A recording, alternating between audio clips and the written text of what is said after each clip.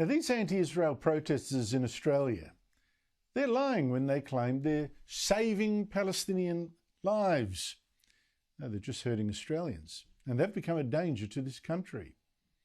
Even Labor must now realise this after anti-Israel protesters outside a state Labor conference in Melbourne on Saturday physically attacked and manhandled Labor politicians. Federal MP Daniel Molino was shoved and abused. About 30 other protesters surrounded and shouted at other politicians, including State Ministers Lily D'Ambrosio, who was actually shouted at there by a federal Senator, Lydia Thorpe, who also joined protesters who then invaded the building and banged on the conference room doors to drown out a tribute inside being paid to former federal Labor leader Simon Crean, who died last year.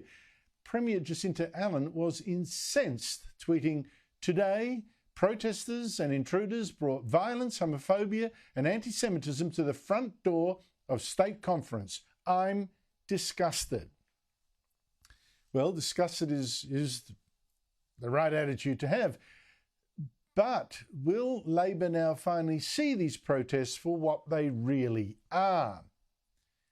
Now, it's trite and mistaken to keep saying, oh, these protesters, they're just hurting their own cause. The penny's got to drop, because that's only true if you think their cause really is to stop Israel fighting back against Hamas terrorists. But it's not really their cause, is it? Because this happens too often. It's not really their cause, not for many of the most militant, it seems to me.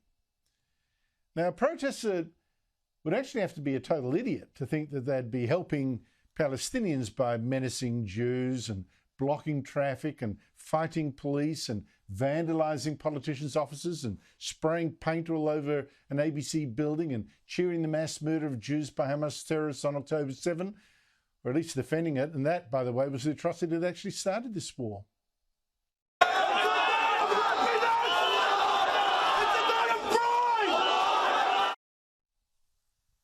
Now, all that kind of stuff, that might cow other people, but protesters acting like mini-terrorists themselves, they might actually make their victims understand a little bit of what Israel is up against and even sympathise with Israel.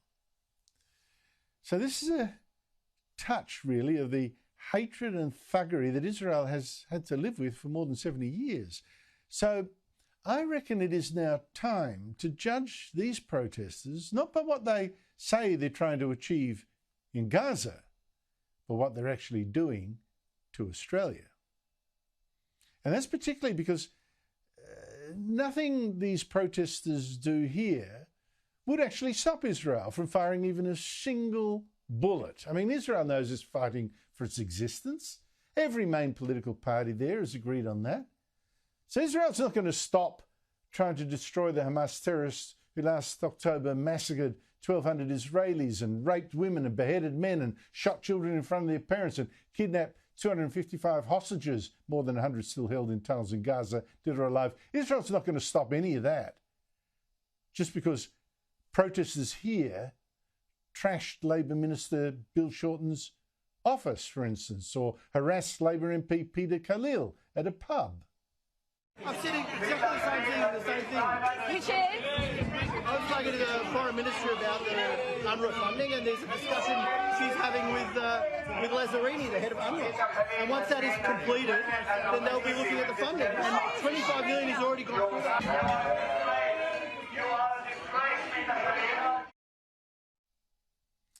Now, none of that's going to stop Israel, and nor will any of that stop Australia selling weapons to Israel, because we don't. We haven't for years. So really, none of this activity will stop any deaths in Gaza. And I think it's now starting to look, long been in fact, an attack on Australia. This actually looks like the most suicidal example I've yet seen of demonstrators believing that the enemy of their enemy is their friend, rather than is their enemy as well. It's really actually just hitchhiking their cause to a convenient one that just happens to be passing by. The damage being done by these protesters to their own country is stunning. And that should now be the big issue for everyone in authority, Labor included. Because this damage is now the whole point of many of these protests. Now, most obviously, of course, we've got these protesters importing a Jew hatred that is unparalleled in our history. And they actually started this on October 9. That's just 2 days after the Hamas terrorists invaded Israel, massacred those 1,200 Israelis, before there was any Israeli counter-invasion of Gaza. They started that Jew hatred way back then by disrupting a planned memorial at the Sydney Opera House to the victims of the October 7 Hamas attack and chanting Jew hatred like this. Now, also at that rally were Sydney University academics, including senior lecturer Nick Reamer. So he's so pitiless that he refused to condemn the slaughter and the rape of the Jews while the blood was still fresh on the ground in Israel. So we're staff from Sydney University, and we're from the group of Sydney Uni staff that support boycott, divestment and sanctions. And we're here out in support of justice for Palestine and freedom for Palestinians. And we're saying that resistance is justified. Now, this shocking indifference to the worst massacre of Jews on a single day since the Holocaust has spread now to students occupying parts of some of our top universities.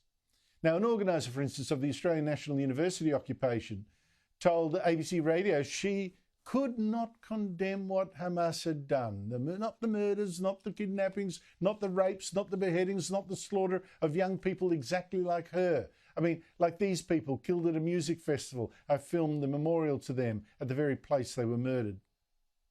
Well, I actually say that Hamas deserve our unconditional support, not because I agree with their strategy. You can't condemn what Hamas did in October last year? I will not condemn what Hamas did. We must be unconditional, but we must be critical also, Luke? right? No, I did not condemn. Now, she is far from alone. You just heard another ANU protest organiser chip in there saying, no, we can't condemn. At Adelaide University, this protest organiser, Habiba Jahouri, has said that much the same, unconditional solidarity to the resistance, she's tweeted. The resistance being, in this case, Hamas. And it's also all this indifference or even support for Hamas is a perfect cover for Jew hatred in Australia.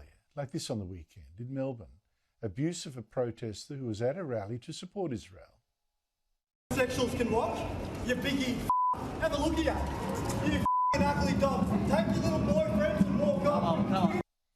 Now, these protesters are brutalising Australia, brutalising it with their hatred and medieval kind of hatred and their pitilessness, and by their support for terrorists, or at best their refusal to condemn them. Brutalising us with this Jew hatred as well. I mean, where did that come from? They're also brutalising us by normalising the rhetoric now of political violence. Many even dress as Hamas extremists with their keffiyehs masking their faces while pushing people around and chanting the Hamas endorsed slogan to wipe out Israel from the river to the sea. Students at both Sydney University and Melbourne University have even chanted Intifada, Intifada, which is the word for terrorist wars against Israeli Jews.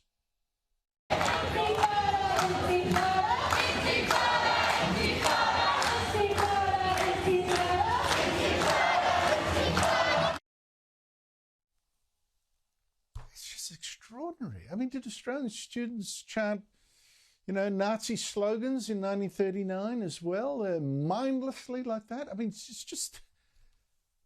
Anyway, in fact, it's so bad that Macquarie University academic Randa Abdel Fattah has even posted on social media how she was inspired, that's the word, inspired, by a Palestinian female terrorist who helped to slaughter 13 Jewish children in a raid on Tel Aviv. Inspired by. But the assault on Australia by so many of these protesters is even more direct than an assault on our values. These protesters are also preaching an unhinged hatred of Australia. And even worse, more ominously and dangerously, they are linking this war started by Hamas terrorists to Aboriginal activists resisting our supposedly white occupation, linking it in approval. You've got Palestinian flags that really dominated many protests against Australia Day this year, mixing it up with Aboriginal flags. And Get Up, our biggest left-wing activist group, posted a call to arms from board member Sarah Saleh, claiming Israelis have, and I quote, also been invested in killing us, Palestinians, in restricting our freedoms. All of that should sound familiar to anyone living in Australia because, she said, we are all in this same shared anti-colonial struggle. What's actually linked is this hatred of Australia with the crudely racist identity politics of some anti-Israel protest leaders. Now, you take Nasser Mashni. Nasser Mashni is head of the Australian Palestinian Advocacy Network, very prominent, been on the ABC quite a bit. Last week he ranted, Israel and Australia share two things in common. Aside from being a shithole racist settler colony. That's what he said about the country that accepted him and his family. They also have the highest incidence of skin cancer. And before I get to the relevance of that particular stupid comment, it's actually untrue, by the way. Israel is 23rd on that list of countries with skin cancers. But Mashni used this fake statistic to delegitimise not only white Australians in Australia, but supposedly white Jews in Israel. He said their skin is designed for Northern Europe, but our skin, Palestinian skin, is designed for this land, is designed for the Middle East. I mean, for heaven's sake. Your skin colour now should determine where you live? Is Mashni now going to say that every Palestinian with brown skin living in Northern Europe should get back to the Middle East? Oh no, it doesn't work that way, because that would be racist, and it is, and so is what he said. Now, the protesters, really, they are bringing to our streets a great hatred. They're in a culture of violence and of intimidation, and we're now seeing it's not just a hatred for Jews, not just an intimidation of Jews, absolutely not. One more contrast and compare. Another demonstration. Yesterday, again in Melbourne, Christians and Jews, founders of this Western civilization, Christians and Jews organised a rally to support Israel, right? Anti-Israel protesters, they tried to crash it, to shut it down. 6 people were arrested, all of them from the anti-Israel side, none from the pro-Israel side. And it's not for the first time that we've seen this, by the way. So what we're seeing is an assault not just on Israel, but on the West and its institutions. You've got, peace-loving on one side, law-breaking on the other. You've got people just wanting to protest peacefully, people resorting to violence, intimidation, thuggery on the other. People exercising the right to free speech, people trying to shut it down. This is the battle in a microcosm right here in Australia now.